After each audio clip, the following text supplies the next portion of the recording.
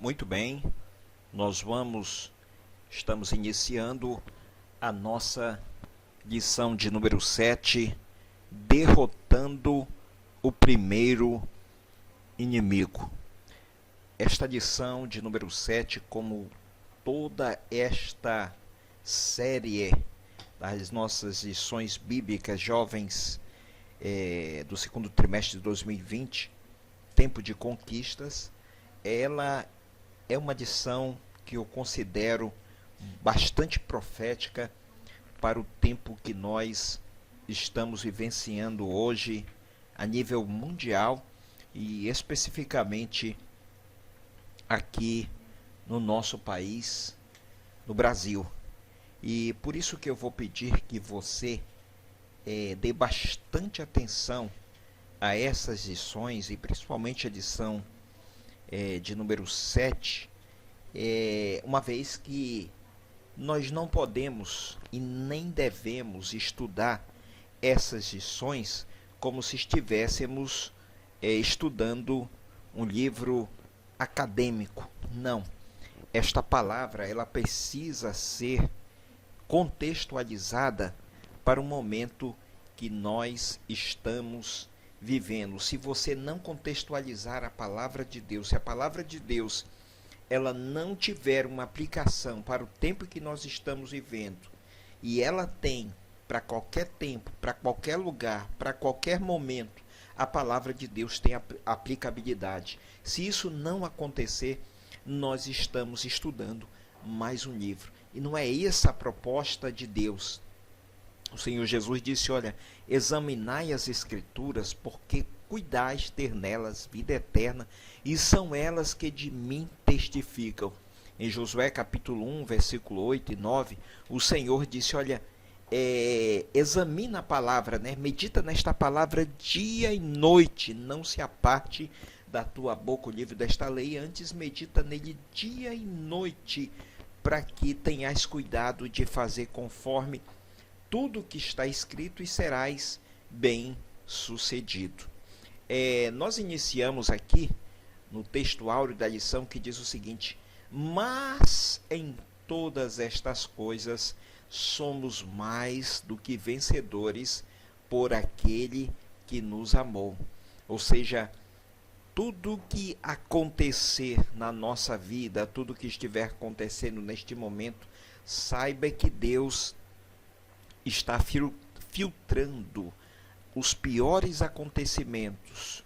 Deus está filtrando as circunstâncias, e tenha certeza de uma coisa: nós somos mais do que vencedores por aquele que...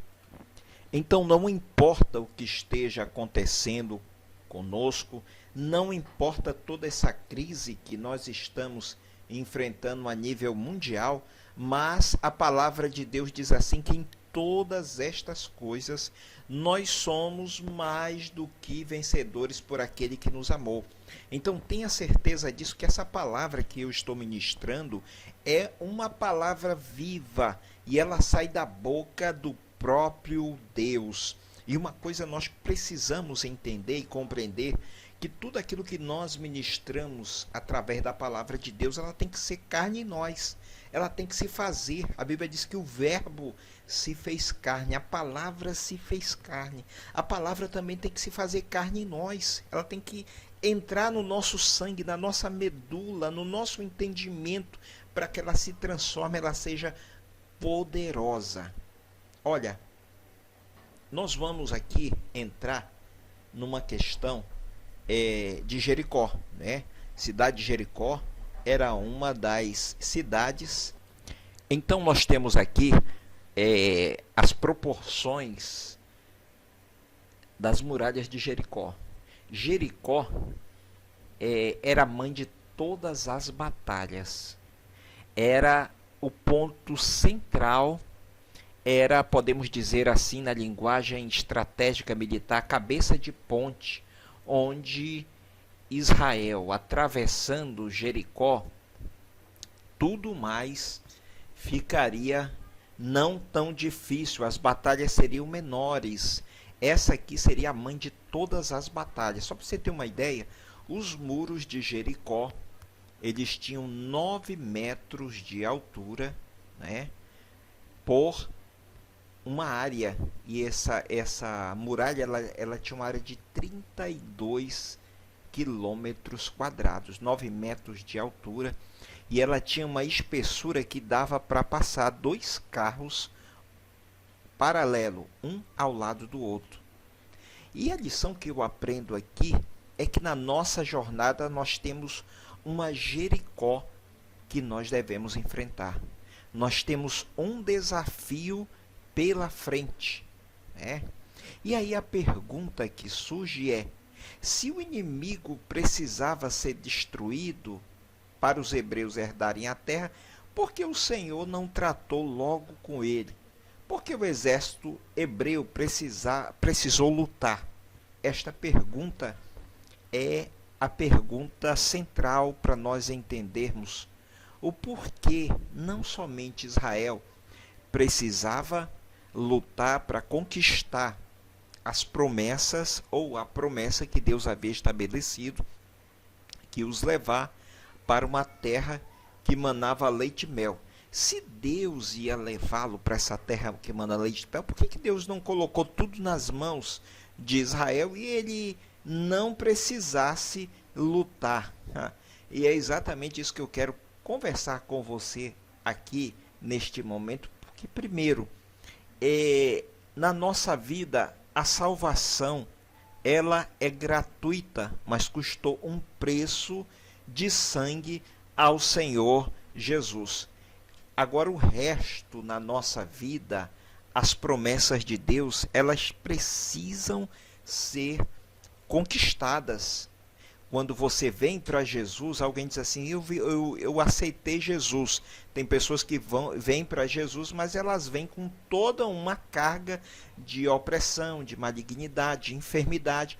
E essas pessoas nós precisamos desalojar o inimigo que está em áreas da nossa vida. E esse processo é um processo de médio a longo prazo que precisa ser, e nós precisamos ir conquistando cada espaço da nossa vida.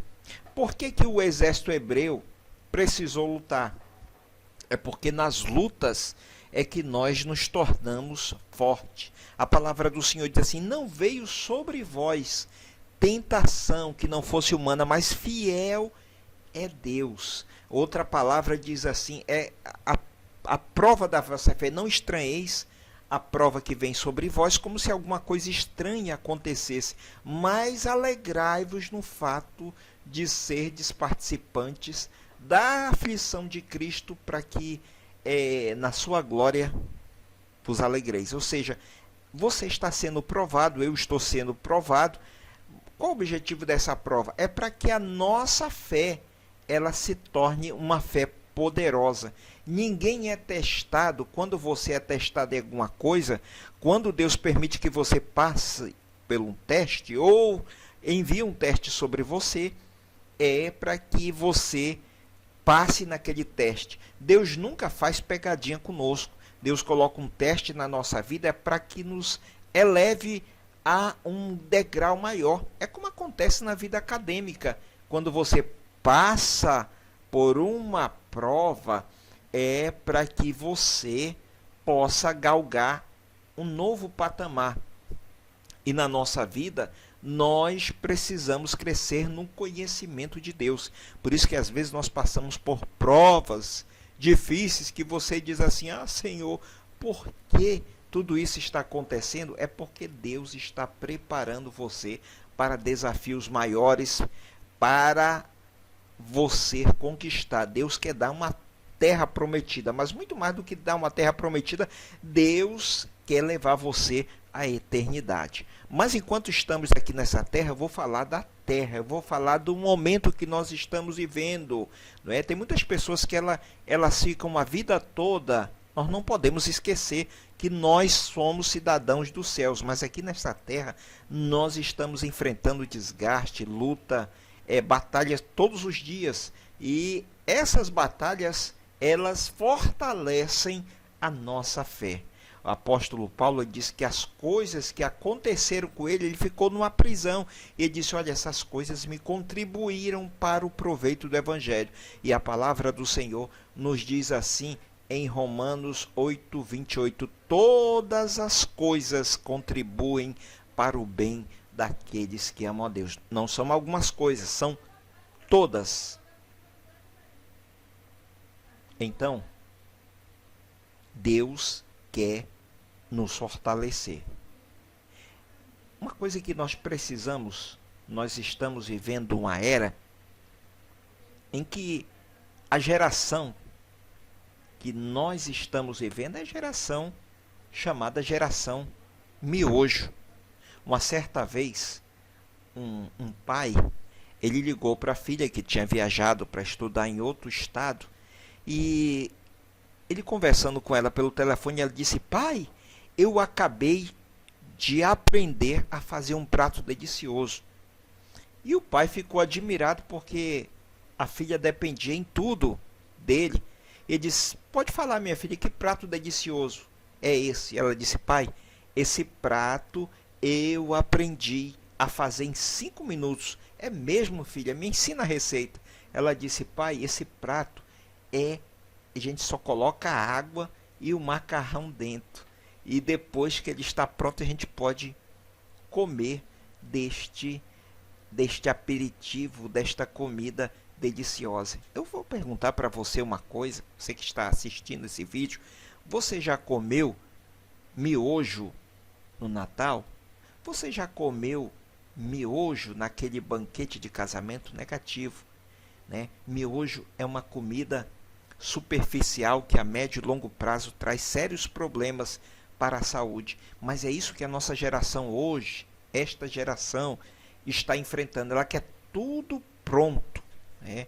Eu tenho esse desafio constantemente com calouros na universidade, né? Com estudantes, veteranos, que eles muitas vezes eles querem tudo pronto. E quando nós falamos de desafios, que tem que aprender a fazer uma resenha, tem que aprender a fazer e seguir a metodologia científica, um relatório, uma monografia, um artigo, eles quase piram, porque é uma geração que foi acostumada a colocar tudo pronto nas suas mãos. E quando se vê o desafio pela frente, eles desistem. O maior desafio dessa geração miojo é comprar um iPhone. Que grande desafio, que tristeza é nós vermos que hoje, muitas vezes, os jovens não têm desafio. É por isso que um relacionamento afetivo não se torna um grande desafio. Por quê? Porque ficar é o grande desafio, que na verdade não é desafio coisa nenhuma. Você vê que hoje a nossa geração é uma geração imediatista. Ela não constrói algo, ela não constrói uma casa a longo prazo, ela quer algo para hoje, né? Ou melhor dizendo, para ontem. E quando ela se vê num relacionamento afetivo, no primeiro problema ela desiste, porque ela não está acostumada a desafios. E eu quero falar para você que a vida cristã, a vida com Deus, é uma vida de desafios. Deus, ele não prometeu para você um banquete de miojo. Pelo contrário, miojo é uma coisa que você pode até saborear a curto prazo, mas ela não vai te proteger. Não existe atalhos na vida cristã. Não existe atalhos na vida cristã. Vou repetir para você. A caminhada é longa, os desafios são maiores, mas quando você se coloca diante de Deus, Deus dá a você uma coisa chamada perseverança. É o que nós temos para vencer essa geração miojo de hoje. Segunda coisa que nós percebemos nesta lição é que Josué, no momento em que ele começa a cercar a cidade de Jericó, ele precisou tomar algumas providências. Quando ele cercou a cidade de Jericó, significava uma coisa, que a estratégia aqui foi ele teve que cortar todo o suprimento do inimigo. Ele teve que cortar todo o suprimento do inimigo, né? Ele teve que cortar tudo aquilo que fortalecia o inimigo, né? Então, a primeira coisa que Israel fez foi enfraquecer a Jericó. Ou seja, ninguém entrava e ninguém saía. Então, cortar a fonte, você precisa cortar a fonte de tudo aquilo que está fortalecendo o inimigo. O que pode ser isso? Vamos ver. Vamos ver aqui. A primeira coisa que é possível que está fazendo com que você fortaleça o inimigo, chama-se o medo. A palavra de Deus diz que o medo arma laços. Tem muitas pessoas que estão sendo contaminadas, não pelo coronavírus, mas estão sendo contaminadas primeiro por uma coisa chamada medo. E quando você é contaminada ou contagiado pelo medo, o medo acaba abrindo espaço na sua vida para outros males, porque o medo ele faz o seguinte, ele detona com seu sistema imunológico. Um dia desse eu estava assistindo a entrevista de uma médica psiquiátrica, um dos canais aqui de televisão, e ela disse o seguinte, ela falou uma coisa assim muito forte. Ela disse que uma das coisas que nós tínhamos que ter bastante cuidado é com o pânico.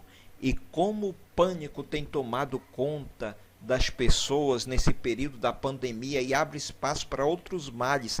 Mas em nome do Senhor Jesus, se você está sendo acometido pelo pânico, eu repreendo esse mal. Mas eu quero dizer uma coisa para você. Você tem que cortar a fonte desse suprimento. E esse suprimento que você está alimentando o medo, chama-se muitas vezes mídias sociais, notícias terríveis. Eu estava fazendo ali algo assim muito curioso, interessante, sobre as mídias sociais, que cada vez mais elas estão alimentando o medo de muita gente. Uma outra coisa que nós precisamos tomar cuidado, que nós estamos alimentando o inimigo, chama-se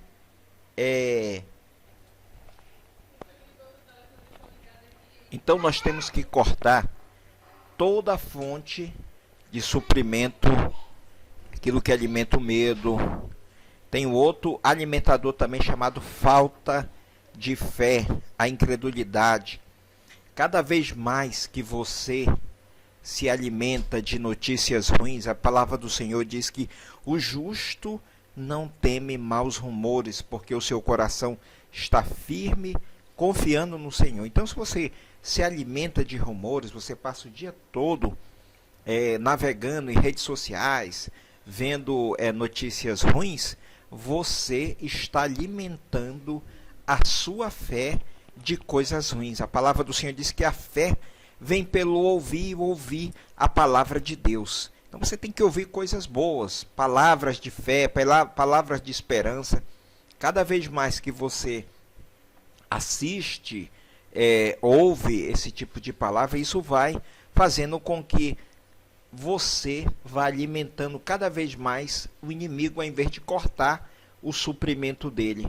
Então, olha só, o que você tem que fazer? Você tem que cortar todo o suprimento, aquilo que está suprindo o inimigo, fazendo com que ele fique cada vez mais forte na sua vida, não é? Então, fica aí o recado. Dentro dessa questão do sítio, você percebe que as estratégias do inimigo são sempre as mesmas. Ele só muda o esquema tático. Vejam vocês que aqui, não é? Eu quero falar sobre sítio. Antigamente, quando um exército inimigo ele cercava uma cidade, as cidades todas tinham muralhas. O que eles faziam? Eles sitiavam a cidade até fazer com que as pessoas que estavam lá dentro ficassem numa espécie de quarentena. Isso aconteceu, por exemplo, lá em Jerusalém, quando o rei Senaqueribe ameaçou de destruir, entrar em Jerusalém, destruir, e ele passou longo tempo ali naquele cerco. Então, esse tipo de cerco, vejam vocês que Josué, ele cerca a cidade, né? E ele sitia a cidade, eles passam 6 dias, né? E aquilo começa a causar pânico, começa a causar medo. Na verdade, era o temor do Senhor. Mas deixa eu lhe falar aqui, fazendo um paralelo que está acontecendo hoje, Satanás está usando essa mesma tática aqui, mas sabe para quê? Para destruir o nosso país, destruir as nações, através de uma coisa chamada confinamento. E o confinamento, o cerco, ele vai fazendo com que as pessoas, ele vai enfraquecendo uma cidade, uma nação. Houve casos, por exemplo, na antiguidade, que mães tiveram que comer os seus filhos porque não tinha alimento, estava cercado pelo exército inimigo. Hoje Satanás está fazendo uma tática de cercar, de isolar, de nos prender dentro das nossas casas. O que nós devemos fazer? Nós devemos agir como um soldado de Deus. Nós temos que orar para que o Senhor faça cessar essa peste, o Senhor faça cessar o engano que há por trás dela, e tudo aquilo que venha para enfraquecer a nossa nação, as pessoas à nossa volta, as nossas famílias, os nossos colegas, o Senhor jogue por terra. Olha só, o que acontece? As pessoas começam a vir a fome, elas estão cercadas, né? Olha só, gente, existe algo semelhante com o que está acontecendo hoje ou não? Se você está cercado, como aconteceu na antiguidade, a própria Bíblia registra isso, não é? Que as mães chegavam, existiam cenas de canibalismo por conta da fome, porque a cidade estava completamente sitiada. Então hoje, você que está aprendendo dessa palavra, você tem uma responsabilidade por tudo que está acontecendo. E você me pergunta, como eu tenho responsabilidade? A palavra de Deus diz que aquele que sabe que deve fazer o bem e não faz, comete pecado. Hoje tem algo que a gente fala muito, que é chamado os crentes isentões. Aqueles que dizem assim, olha, isso aí não é comigo, né?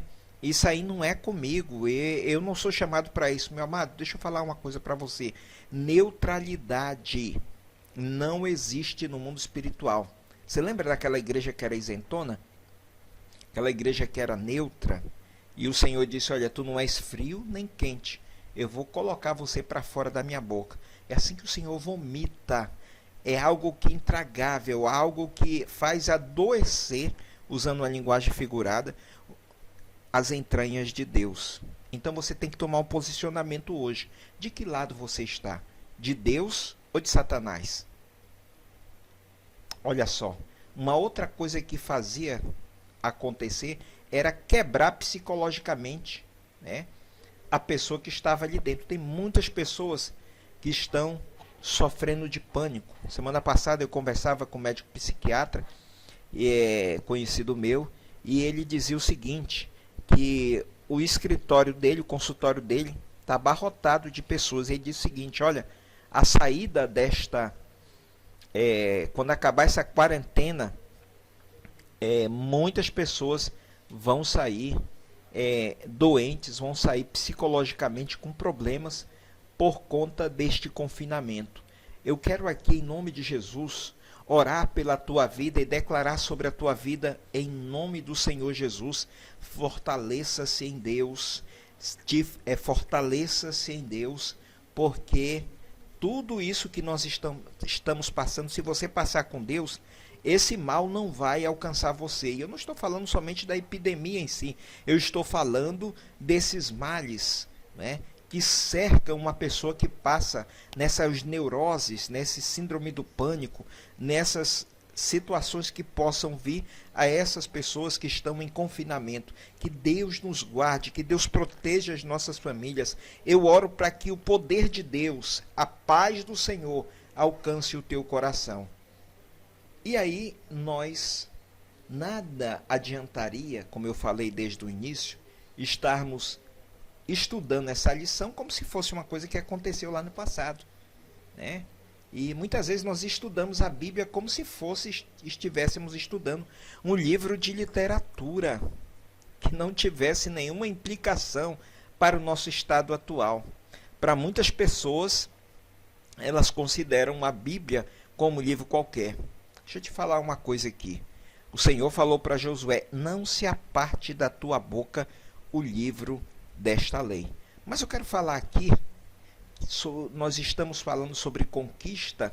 Qual é a conquista que o Senhor tem dado à igreja no Brasil? A grande conquista. E existe uma Jericó aqui no meio, existem fortalezas, não é só uma Jericó, existem Jericó em todos os aspectos das nossas instituições. E nós precisamos buscar estratégias de Deus através da oração para quebrar essas fortalezas. O que está atacando hoje essa grande nação, a qual Deus tem um propósito? O primeiro deles chama-se a peste, né? E o mais incrível que no Brasil tomou um rumo diferente. Olha só como é que é o plano do inimigo, né? Existe algo acontecendo para retardar a cura que vem através da medicina e com isso beneficie alguns grupos. Então, querido, isso é um negócio muito assustador e triste, né? Mas nós precisamos, como guerreiros espirituais, nós não podemos esmorecer. Nós temos que orar e agir em oração, pedindo para Deus fazer justiça sobre todos aqueles que estão levando vantagens sobre esta peste. Segundo mal que tem atacado o nosso país, né, ao longo desses anos, chama-se corrupção, né? A corrupção tem feito com que pessoas morram nos hospitais e principalmente agora a corrupção está fazendo com que morram os montões nos hospitais, né? Então, são males que estão atacando a nossa nação. Quebra dos padrões de justiça é outra coisa que nós devemos, é outra fortaleza demoníaca que tem se estabelecido nesta nação. E deixa eu falar uma coisa para você, antes que esqueça, que um dos nomes do anticristo chama-se iníquo. Você sabe o que é iníquo? Iniquidade chama-se, é pecado, mas é transgressão das leis. Transgressão das leis. Você já percebeu que o sistema judiciário nesta nação encontra-se completamente invertido? Então isso é o quê? É uma fortaleza demoníaca que está impedindo que a cura, está impedindo que pessoas sejam beneficiadas pela justiça, porque Deus é justiça, e a palavra do Senhor diz que Deus ama a justiça. Olha, outra coisa que nós precisamos entender é o outro ataque a nível mundial, não é só no Brasil, é o globalismo. Futuramente eu estarei falando com mais minúcias sobre esse tema tão importante, que a igreja precisa conhecer que inimigo é esse e quem está por trás disso aqui. Isso aqui é uma das principais armas que o anticristo está usando para unificar as nações numa só religião, num só governo, e aí o cenário está preparado para a vinda do homem do pecado, do filho da perdição. Tudo que está acontecendo agora a nível mundial, por trás dessa crise que eu já falei aqui, existe algo chamado globalismo. A intenção é causar pânico, a intenção é causar destruição, convulsão social, e a partir desse momento se implanta um governo forte que vai, entre aspas, resolver todos os problemas. Isso é mentira, né? E então, mas como nós podemos conquistar o Brasil para o Senhor Jesus? O Brasil, ele tem algo estratégico, é uma nação estratégica para os planos de Deus. É por isso que você vê todas essas fortalezas, esses ataques do inimigo. Como é que nós vencemos isso? Olha só, através das nossas orações. Eu creio que Deus, ele usa estratégias para levar o seu povo à oração. Eu nunca vi a igreja no Brasil orando com tanta intensidade como nesses últimos dias, justamente para que o Senhor venha. A palavra do Senhor diz que a oração feita por um justo pode muito em seus efeitos, moverá a mão de Deus sobre a nossa nação. Qual é a receita, né? Uma outra coisa aqui, outra estratégia, melhor dizendo, usada por Josué, foi o que ele disse ao povo. Olha, José tinha dado ordem ao povo, dizendo: não gritareis, nem fareis ouvir a vossa voz, nem sairá palavra alguma da vossa boca, até o dia em que eu vos disser: gritai, então gritareis. Veja só, o único momento em que nós devemos silenciar é quando é a ordenança de Deus. A palavra do Senhor diz que há tempo para ficar calado e há tempo para gritar. 6 dias eles ficaram ali, né, marchando ao redor em 35 mil quilômetros quadrados, rodeando todo aquele local, todo mundo ali, em silêncio. Agora vocês imaginam quantas ameaças eles ouviram lá de cima da muralha, quantas pragas, quantas blasfêmias contra Deus foram dirigidas. Não é diferente hoje, quando nós estamos. Eu vi agora um grupo muito conhecido, né, um grupo de movimento de rua, o MBL, ele chamando os crentes que foram para a frente do Palácio de Planalto orarem. Eles chamaram de zumbis. Olha só, gente, eles nos chamaram de mortos-vivos. E olha, a igreja, o povo ficou em silêncio, porque existem momentos que nós temos que silenciar diante da afronta. E foi o que o povo de Israel fez, porque existem momentos quando Deus nos manda silenciar, né, não sair nenhuma palavra da vossa boca, vai chegar o dia de gritar. Vai chegar o dia de gritar, né? E aí o que acontece? O nosso Deus vai pelejar por nós. Deus vai pelejar pela igreja. Vocês vão ver, nós vamos ver com os nossos olhos o que vai acontecer com esses que têm se levantado contra o mover de Deus nessa nação. E aí Josué disse: até o dia em que eu vos disser, gritai. Existem momentos da nossa vida que nós temos que nos silenciar. Existem coisas que Deus está nos entregando que nós temos que falar na hora certa, né? Não podemos entregar a estratégia de Deus. Mas chegou o momento que Deus disse assim: gritai. Eu penso que essa hora que nós estamos vivendo no Brasil, é momento da gente gritar. Gritar onde? Nas ruas? Pode ser, mas esse grito tem que ser em oração. É clamor. Clama a mim, responder-te-ei, e anunciar-te-ei coisas grandes e firmes que não sabes. Olha, quando a igreja do Senhor está gritando, está clamando, sabe o que vai acontecer? Essas muralhas começam a se romper. Já começou a romper muralhas dentro do próprio governo. Pessoas que estavam segurando, ministros famosos que estavam segurando para que a coisa não andasse. O Senhor já fez essa muralha começar a arrebentar quando a igreja começou a gritar no dia do jejum, né, nacional. Existe uma coisa que eu quero destacar aqui. aprendi, né, a lutar em silêncio quando entendi que só Deus poderia me ajudar a vencer.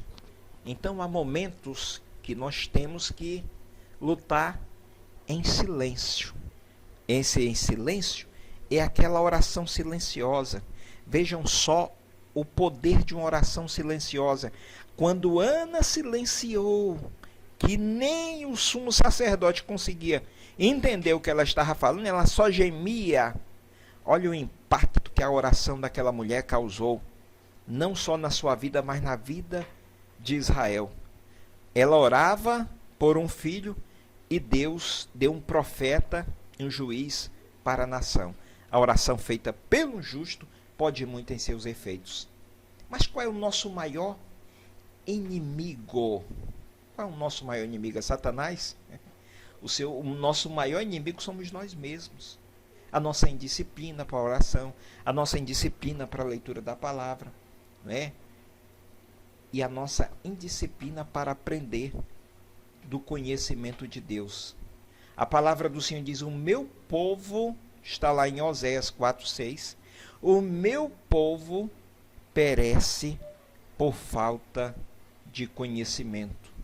Olha, isso é uma constatação triste feita pelo próprio Deus. O seu maior inimigo é a sua falta de disciplina, a sua falta de tempo com Deus. São inimigos internos que você não aprendeu a submeter ao Deus Todo-Poderoso. São fortalezas na mente, as fortalezas do não posso, aquelas fortalezas que deixaram milhares de pessoas morrerem no deserto. Então, esses são seus inimigos. Olha só, que diz aqui um dos maiores pregadores de todos os tempos, né, Charles Spurgeon. Ele diz: olha, cuidado com você mesmo mais do que com qualquer outro homem. Carregamos dentro de nós nossos piores inimigos. Vamos ver quais são esses piores inimigos. A cobiça, né? O orgulho, soberba, né? O individualismo, tá? O comodismo. Então, esses inimigos, como destruiu Sansão, podem destruir a nossa vida se nós não submetermos a nossa vida a andar no Espírito. Aqui está um segredo para terminar a nossa lição. O segredo para nós sermos vitoriosos. O mesmo segredo que o Senhor deu a Josué foi: não se aparte da tua boca o livro desta lei. Se não se aparte da minha boca, o que significa isso? Significa que se eu entrar no supermercado nessa era de peste, né, muita gente assustada, eu vou declarar a palavra de Deus dizendo: nenhum mal me sucederá, nenhuma praga chegará na minha vida, porque aos seus anjos dará ordem o Senhor a meu respeito, para me guardar em todos os meus caminhos. E olha só, diz a palavra, segredo para o sucesso de Josué e nosso: medita nele dia e noite, para que tenhas cuidado de fazer conforme a tudo quanto nele está escrito, porque então farás prosperar o teu caminho e serás bem sucedido. Tá aí, não é receita de bolo, isso aqui é um princípio da palavra de Deus para você vencer no dia a dia. Que Deus abençoe você, que você tome uma postura proativa diante do Senhor. O comodismo é o seu pior inimigo. A neutralidade é o outro pior inimigo. A falta de disciplina é um inimigo que derrubou Sansão. Que Deus, minha oração é que o Senhor dê a você discernimento para entender esta palavra. E se Deus abençoou você através desta palavra, deixe o seu comentário aqui e curta o nosso canal, em nome de Jesus. Deus abençoe você, em nome de Jesus.